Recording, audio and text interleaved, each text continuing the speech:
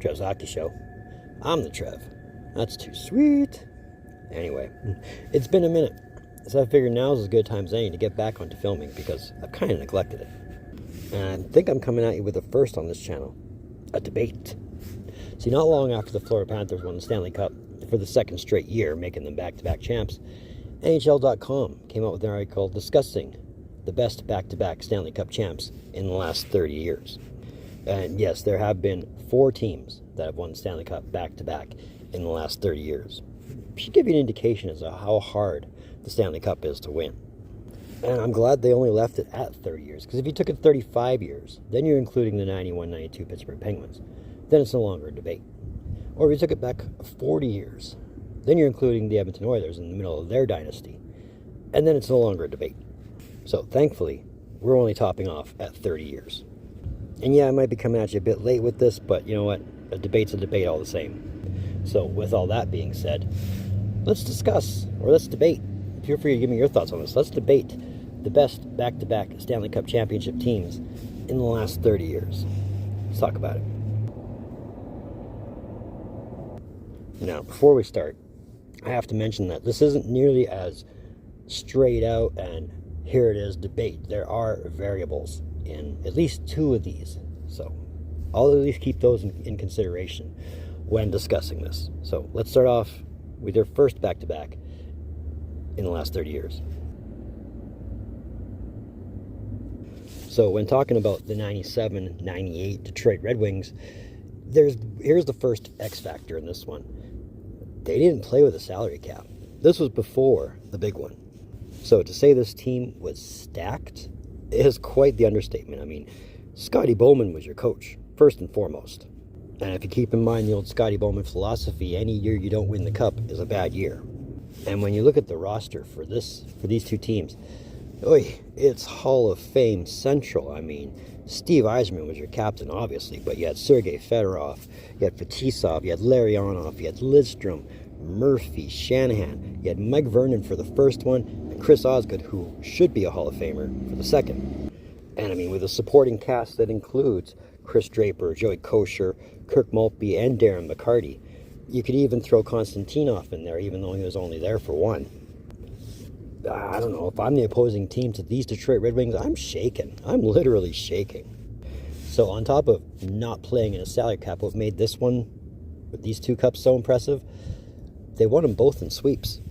Swept the Philadelphia Flyers in 97, swept the Washington Capitals in 98. And this was in a Western Conference that had the Colorado Avalanche and the Dallas Stars, who were both perennial powerhouses and were both the only other teams in the Western Conference to win the Cup in the 90s, early 2000s. And of course, playing in a building like Joe Louis Arena, while it was still standing, I mean, that was itself an intimidating building to begin with, so lots to be said there. Either way, dominant when it came to the Stanley Cup in those 2 years. Then you had the Pittsburgh Penguins. So the 2016-2017 Pittsburgh Penguins, not nearly as dominant as the Detroit Red Wings from 97-98. I mean, you still had your core players. You still had Crosby, you still had Malkin, you still had Letang. You had Fleury in net, but Fleury wasn't the goalie. Matt Murray won the Cup with the Penguins in both years. Unlike the Red Wings, this was a salary Cup back-to-back win. But the Penguins weren't as dominant in the finals as the Red Wings were. I mean, they took out the Sharks in 6, they took out the Predators in 6, in 16-17 respectively. But the Penguins never had the stranglehold on either series. I mean, coached by Mike Sullivan and having supporting casts like Nick Bonino, Carl Hagelin, Phil Kessel, and Brian Rust. I mean, it was good to have those players outside the top line to help them get that far and to help them win back-to-back cups. But not having the dominant goalie, I mean, one would expect Fleury would have been all over that, but no, he was not nearly the Marc-Andre Fleury we were used to seeing before 16 or 17. I mean, outside of individual dominance, you could say the best part of the Penguins' back-to-back cup runs was the whole teamwork aspect. I mean, without coming together as a team and without being able to support Matt Murray in the net, hard to say if they would have won back-to-back. Then we got the Tampa Bay Lightning. So here's the other one with the biggest X factor, and this is probably bigger than not having a salary cap. The Lightning won back-to-back Stanley Cup championships in shortened seasons. Because you got to remember, and this feels like ancient history, but it really wasn't that long ago, 2020, 2021 were both pandemic seasons. But it's not to say that the talent wasn't there. I mean, between Kucherov, Point, Stamkos, Hedman, Vasilevsky, even if you wanted to include Yanni Gordon to all this, they were still a very, very top-heavy team as far as talent was concerned. And I mean, being coached by John Cooper, who also took them to the Stanley Cup Finals in 2015, where they lost to Chicago. I mean, that alone told you right then and there that, yeah, they'll be back. And they were for 2 straight seasons. 3 if you count 22, where they lost it to Colorado. Although I will say both wins were very impressive. Although, seeing what they would have done in a full season, both seasons, would have been much more better in my mind.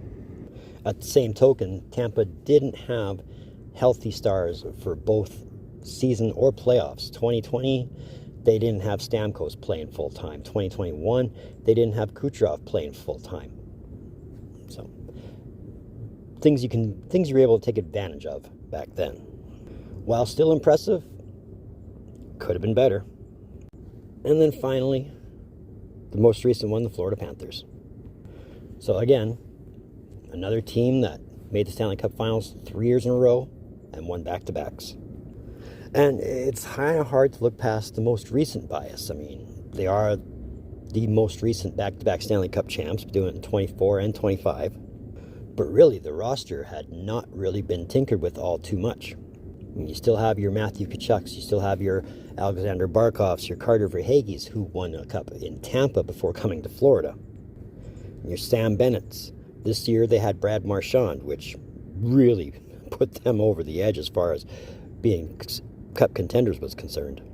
And I think what made this most recent back-to-back championships concerned better is they beat the same opponent in both years, being the Edmonton Oilers, beating them in 7 in 2024 and 6 in 2025. I mean, with Paul Maurice behind the bench and Bill Zito building the team, and having a guy like Bobrovsky in net doesn't hurt either. It only cemented how good these Florida Panthers really are. I mean, what's more impressive is with the amount of hockey played in 2024, the 24-25 season alone, between compressed schedules and the 4 nations in between, they should have ran out of gas a long time before they reached the Stanley Cup Finals. But they didn't. I think it's fairly safe to say that the 24-25 Florida Panthers were probably one of the more dominant back-to-back championship teams since the Red Wings in 97-98. But to round it all out, how would I rank all this? Well, it would go a bit like this. I'd put the Red Wings first. Not so much because they didn't have to worry about the salary cap, but because just a sheer roster on paper, on the ice. Like I said, when it comes to the Red Wings, if I'm the opposing team, I'm shaking. I am literally shaking. Then I'd rank the Florida Panthers at number 2. And a lot of it is, making the Stanley Cup Finals 3 years in a row, winning it the last 2 years, and being able to keep the team intact, losing, piece here, piece there, but gaining a piece here, a piece there, and managing to go. Very impressive. I'd rank the Penguins at number 3, as much as it hurts me to say that. Outside Crosby, Malkin, Letang, it could have went either way in either series. And, the fact that they had the shaky goaltending to boots, it really didn't help their cause. But again, they came together as a team, they made it work, and won back-to-back in 16 and 17. And to round it all out, I'd put the Tampa Bay Lightning's 2021 Cups wins 4th out of these 4 teams. Mostly because, like I said, being half seasons or shortened seasons, it would have been nice to see them do it in a full 82 games, but, it is what it is, and, the world is going to work the way the world works. And by no means am I downgrading the Tampa Bay Lightning's 2021 Cup win, but, it just would have been a lot more to talk about if it wasn't shortened seasons. So that's how I would rank the last 4 back-to-back Stanley Cup champ teams in the last 30 years. Feel free to give me your rankings. If you want to give me a description as to why, I'm for that too. Either way, join on this debate. So that was another one of them Trev's hockey shows. I want to thank you for tuning in. Don't think I don't appreciate the gesture, especially if you've made it to this point. If you have made it to this point, well, congrats. You've made it right to the end, and I'm very thankful for you for doing so. But if you have made it to this point, you just want to say, hey, you digging what I'm doing, I'm all for that. Feel free to give me that thumbs up. Trust me, it goes a long way. I mean, with this channel, any thumbs up is always appreciated. If you want to, if you haven't done so by now, that red button that says subscribe all over it, come on, you know you want to. I know you want to. The algorithm knows you want to. So hit that red button. I mean, we're making that push to 500 by the end of the year. And trust me, subscribing will make you feel good. It'll make me feel good. So let's do it up. If you want, that link in my description below, that'll take you to my Facebook page. Feel free to join that too. I'm posting regularly, and I'd love to build the audience there like I've built the audience here to make good things happen for this channel.